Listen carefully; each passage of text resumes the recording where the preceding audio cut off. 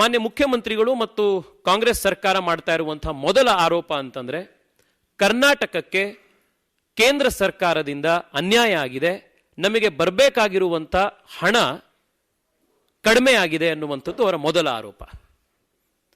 ಆದರೆ ಕಳೆದ 10 ವರ್ಷಗಳಲ್ಲಿ ನರೇಂದ್ರ ಮೋದಿ ಸರ್ಕಾರದ ನೇತೃತ್ವದಲ್ಲಿ ಕರ್ನಾಟಕಕ್ಕೆ ಎಷ್ಟು ದುಡ್ಡು ಬಂದಿದೆ ಅನ್ನುವಂಥ ಅಂಕಿಅಂಶವನ್ನು ನಿಮ್ಮೆದುರುಗಡೆ ಇಡ್ತೇನೆ. ಅದರ ಜೊತೆಗೆ 10 ವರ್ಷಗಳ ಕಾಲ UPA ಸರ್ಕಾರದಲ್ಲಿ ಎಷ್ಟು ದುಡ್ಡು ಕರ್ನಾಟಕಕ್ಕೆ ಬಂದಿತ್ತು ಅನ್ನುವಂಥ ಮಾಹಿತಿಯನ್ನು ನಿಮ್ಮೆದುರುಗಡೆ ಇಡ್ತೇವೆ.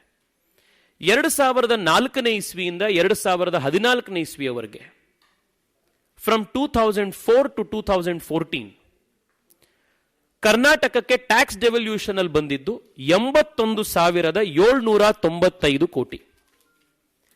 2014ರಿಂದ 2024ರವರೆಗೆ ಇಲ್ಲಿಯವರೆಗೆ ಬಂದಿರುವಂಥದ್ದು 2,85,000 ಕೋಟಿ ರೂಪಾಯಿ. ಅಂದ್ರೆ ಪರ್ಸೆಂಟೇಜ್ ನಲ್ಲಿ ಹೇಳಬೇಕು ಅಂತಂದ್ರೆ 250%ಗಿಂತ ಹೆಚ್ಚು ದುಡ್ಡು ಕಳೆದ 10 ವರ್ಷದಲ್ಲಿ ಕೇಂದ್ರ ಸರ್ಕಾರದಿಂದ ಟ್ಯಾಕ್ಸ್ ಡೆವಲ್ಯೂಷನ್ ಆಗಿ ರಾಜ್ಯ ಸರ್ಕಾರಕ್ಕೆ ಬಂದಿದೆ. ಇನ್ನು ಗ್ರಾಂಟ್ ಇನ್ ಏಡ್ ನ ಬಗ್ಗೆ ಮಾತನಾಡಿದ್ದಾರೆ ಮುಖ್ಯಮಂತ್ರಿಗಳು.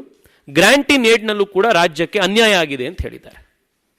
2004ರಿಂದ 2014ನೇ ಇಸ್ವಿಯವರೆಗೆ UPA 10 ವರ್ಷದಲ್ಲಿ ಕರ್ನಾಟಕಕ್ಕೆ 60,779 ಕೋಟಿ ಗ್ರಾಂಟ್ ಇನ್ ಏಡ್ ಬಂದಿತ್ತು. ಕಳೆದ 10 ವರ್ಷದಲ್ಲಿ ನರೇಂದ್ರ ಮೋದಿಯವರ ನೇತೃತ್ವದಲ್ಲಿ ಕರ್ನಾಟಕಕ್ಕೆ 2,08,832 ಕೋಟಿ ಗ್ರಾಂಟ್ ಇನ್ ಏಡ್ ಬಂದಿದೆ. ಗ್ರಾಂಟ್ ಇನ್ ಏಡ್ ನ ಪರ್ಸೆಂಟೇಜ್ ಇನ್ಕ್ರೀಸ್ ಅಂದ್ರೆ 243% ಇನ್ಕ್ರೀಸ್ ಕಳೆದ 10 ವರ್ಷದಲ್ಲಿ ನಮ್ಮ ಸರ್ಕಾರದ ಅವಧಿಯಲ್ಲಾಗಿದೆ.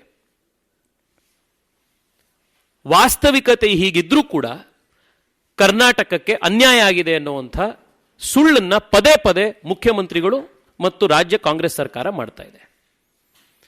ಎಷ್ಟು ದುಡ್ಡು ಕರ್ನಾಟಕಕ್ಕೆ ಕಳೆದ 10 ವರ್ಷದಲ್ಲಿ ಬಂದಿದೆ ಅಂತಂದ್ರೆ ಕಳೆದ 20 ವರ್ಷದಲ್ಲಿ ಕೇಂದ್ರ ಸರ್ಕಾರದಿಂದ ಕರ್ನಾಟಕಕ್ಕೆ ಎಷ್ಟು ದುಡ್ಡು ಬಂದಿದೆಯೋ ಅದರಲ್ಲಿ 75% ದುಡ್ಡು ಕೇವಲ ಕಳೆದ 10 ವರ್ಷದಲ್ಲಿ ನರೇಂದ್ರ ಮೋದಿ ಸರ್ಕಾರದಲ್ಲಿ ಬಂದಿದೆ.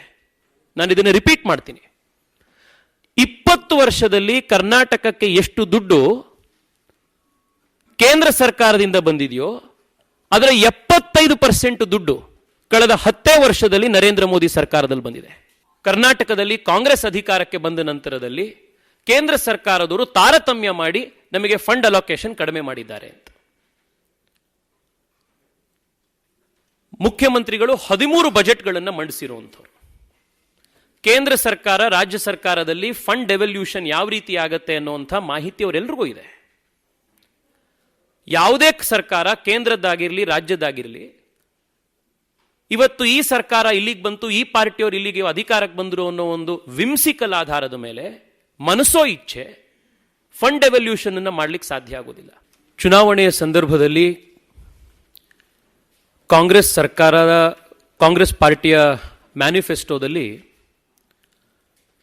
ಯಾವುದೇ ರೀತಿಯ ಯೋಚನೆ ಇಲ್ಲದಲೆ, ಫೈನಾನ್ಷಿಯಲ್ ಇಂಪ್ಲಿಕೇಶನ್ ಬಗ್ಗೆ ಯಾವುದೇ ರೀತಿಯ ಚಿಂತೆ ಇಲ್ಲದಲೆ, ಬೇಕಾಬಿಟ್ಟಿಯಾದಂಥ ಬೇಜವಾಬ್ದಾರಿಯಾದಂಥ ಬಿಟ್ಟಿ ಭಾಗ್ಯಗಳನ್ನು ಕೊಡುವಂಥ, ಫ್ರೀ ಗ್ಯಾರಂಟಿಗಳನ್ನು ಕೊಡುವಂಥ ಆಶ್ವಾಸನೆಯನ್ನ ಕಾಂಗ್ರೆಸ್ ಪಾರ್ಟಿಯವರು ಚುನಾವಣೆಗಿಂತ ಮುಂಚೆ ರಾಜ್ಯದ ಜನತೆ ಎದುರುಗಡೆ ಮಾಡಿದ್ರು. ಈ ಗ್ಯಾರಂಟಿಗಳಿಗೆ ಹಣ ಎಲ್ಲಿಂದ ತರ್ತೀರಿ ಅಂತಂದ್ರೆ ಆ ಉತ್ತರ, ಅದರ ಬಗ್ಗೆ ಯೋಚನೆ ಕಾಂಗ್ರೆಸ್ ಪಾರ್ಟಿಯವರು ಚುನಾವಣೆಗಿಂತ ಮುಂಚೆ ಒಂದು ಹಂತದಲ್ಲೂ ಕೂಡ ಮಾಡಿರಲಿಲ್ಲ.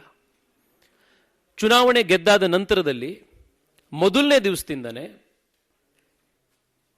ಕೊಟ್ಟಂತ ಭರವಸೆ ಈಡೇರಿಸಲಿಕ್ಕೆ ಸಾಧ್ಯ ಆಗೋದಿಲ್ಲ ಅನ್ನುವಂಥ ವಾಸ್ತವಿಕ ಅರಿವು ಕಾಂಗ್ರೆಸ್ ಸರ್ಕಾರಕ್ಕಾಯಿತು.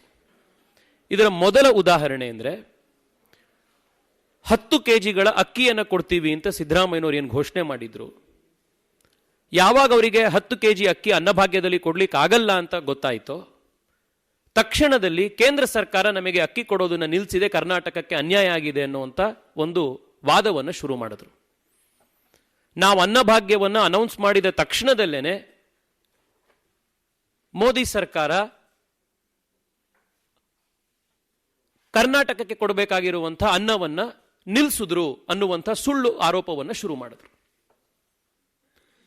ನಂತರದ ದಿನದಲ್ಲಿ ಚುನಾವಣೆಗಿಂತ ಮುಂಚೆನೆ ದೇಶದ ಎಲ್ಲ ರಾಜ್ಯಗಳಿಗೂ ಕೂಡ ಓಪನ್ ಮಾರ್ಕೆಟ್ನಲ್ಲಿ ತಗೊಳ್ಳುವಂಥ ಕಾನೂನನ್ನು ಕೇಂದ್ರ ಸರ್ಕಾರ ತಂದಿತ್ತು. ರಾಜ್ಯಕ್ಕೆ ಯಾವುದೇ ರೀತಿಯಾದಂಥ ಅನ್ಯಾಯ ಆಗಲಿಲ್ಲ ಅನ್ನುವಂಥ ಸತ್ಯ ಹೊರಬಂದ ಮೇಲೆ ಅನ್ನಭಾಗ್ಯದ ಕುರಿತಾಗಿರುವಂಥ ನಾಟಕ ಅಲ್ಲೇ ಬಂದಾಯಿತು.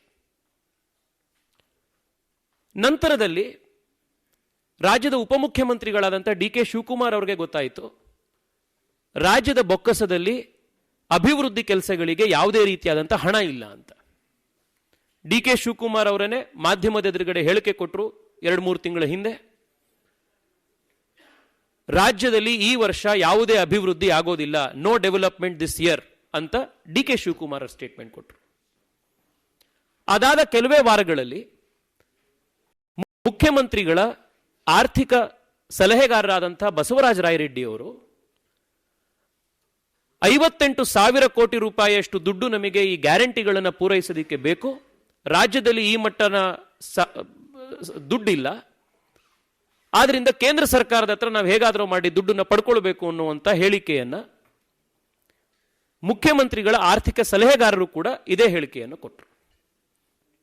ಈ ಕಾಂಟೆಕ್ಸ್ಟ್ನಲ್ಲಿ ಅಂದ್ರೆ ಬೇಕಾಬಿಟ್ಟಿಯಾದಂಥ ಬೇಜವಾಬ್ದಾರಿಯುತ ಹೇಳಿಕೆಗಳನ್ನ ಭರವಸೆಗಳನ್ನ ಚುನಾವಣೆ ಸಂದರ್ಭದಲ್ಲಿ ನೀಡಿ ಸರ್ಕಾರಕ್ಕೆ ಬಂದಾದ ಮೇಲೆ ಯಾವಾಗ ಇದನ್ನು ಯಾವುದನ್ನೂ ಕೂಡ ಈಡೇರಿಸಲಿಕ್ಕೆ ಸಾಧ್ಯ ಆಗೋದಿಲ್ಲ ಅನ್ನುವಂಥ ವಾಸ್ತವಿಕತೆ ಅರಿವಾಯಿತು, ಆಗ ಕೇಂದ್ರ ಸರ್ಕಾರದ ಮೇಲೆ ಗೂಬೆ ಕೂರಿಸುವಂಥ ಪ್ರಯತ್ನ ಒಂದಲ್ಲ ಎರಡಲ್ಲ ಸತತವಾಗಿ ಅಧಿಕಾರಕ್ಕೆ ಬಂದ ಮೊದಲ ದಿವಸದಿಂದ ನಡ್ಕೊಂಡು ಬಂದಿದೆ. ಈ ಕಾಂಟೆಕ್ಸ್ಟ್ನಲ್ಲೇನೆ ಇವತ್ತು ಕಾಂಗ್ರೆಸ್ ಪಾರ್ಟಿಯ ಜಂತರ್ ಮಂತರ್ನಲ್ಲಿ ನಡೀತಾ ಇರುವಂತಹ ಡ್ರಾಮಾವನ್ನು ಕೂಡ ಈ ಕಾಂಟೆಕ್ಸ್ಟ್ನಲ್ಲೇ ನಾವು ನೋಡಬೇಕಾಗಿದೆ. ಕ್ಯಾಪ್ಟನ್ ಅರ್ಜುನ್ ಕೊಂದಿದ್ದು ಯಾರು? ಅವ್ರ ನರೇಟಿವ್ ಎಲ್ಲಿ ತಂದಿಟ್ಟಿದ್ದಾರೆ ಅಂತಂದ್ರೆ ಸಂಪತ್ತನ್ನ ಹಂಚಿಬಿಡೋದು ಅಂತ. ಇದು ಸ್ಟುಡಿಯೋ ಟಿಪ್ಪು ಜಯಂತಿ ಮಾಡಕ್ಕೆ ಅವ್ರಿಗೆ ಖಂಡಿಸಿದ್ರು. Very nice. ಯಾರು ತಪ್ಪು ಮಾಡಿರೋದಿಲ್ಲಿ? ಓಲೈಕೆ ಹೇಳಿಕೆ ಇದು ಅಂತ ಹೇಳಿ ಯಾಕೆ ಪರಿಗಣಿಸಬಾರದು? ಕಿಚ್ಚಕ್ಕಲ್ಲ ಇದು ವೇದಿಕೆ. ಇದು ಫೋಟೋ ಎಲ್ರಿಗೂ ಒಂದು ಟೈಮ್. ನಿಮ್ಮ ಸಮಯ ಮುಗಿದಿದೆ. ಅವ್ರು ಹೇಳಕ್ಕಿಂತ ಮುಂಚೆನೆ ಹೇಗೆ ಪ್ರತಾಪ್ ಸಿಂಹ ಪಾಸ್ ಕೊಟ್ಟಿದಂತ ಆಗ್ಲಿ ಡಿಕ್ಲೇರ್ ಆಗೋಗಿತ್ತು ಅಂತ ನನಗೊಂದು ಡೌಟ್ ಬಂತು. ಸಾಕು ನಿಲ್ಸಿ, ಸಾಕು ನಿಲ್ಸಿ. ಕೆಟ್ಟ ಪದ ಬಳಕೆ ಕಾಂಪಿಟೇಷನ್ ಇಟ್ಟಿಲ್ಲ ನಾವಿಲ್ಲಿ.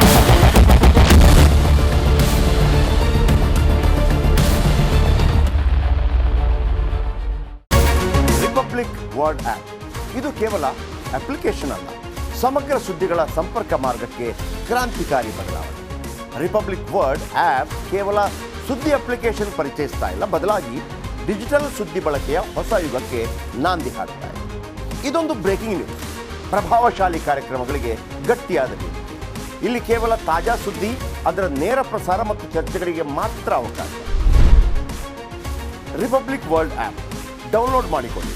ಗೂಗಲ್ ಪ್ಲೇಸ್ಟೋರ್ ಮತ್ತು ಆಪಲ್ ಆಪ್ ಸ್ಟೋರ್ನಲ್ಲಿ ಲಭ್ಯವಿದೆ.